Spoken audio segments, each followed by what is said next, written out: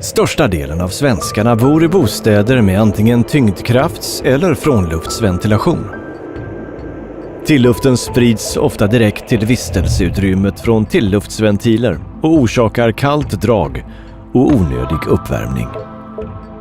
Kallras och kalla golvytor leder ofta till begränsning av tilluftsventilerna. När man blockerar eller minskar tilluftsflödet så strävar tilluften att söka sig genom byggnadens struktur på grund av undertryck orsakat av frånluftsfläkten, spisfläkten eller centraldammsugaren.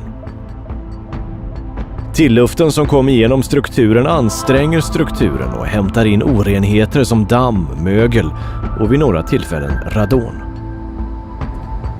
Det finska tilluftsaggregatet Mobair 2030S som värmer upp tilluften med återcirkulation av luften kan ofta installeras där befintliga tilluftsventiler sitter.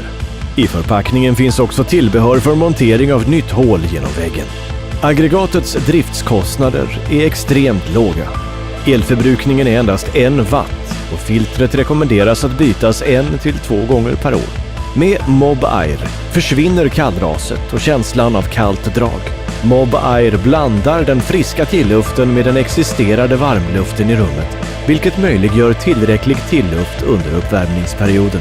När känslan av drag minskar, så minskar också behovet av uppvärmning. Golven känns varma och det är enklare att elda i vedspisen.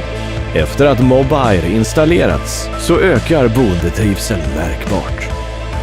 Läs mer på mobair.se.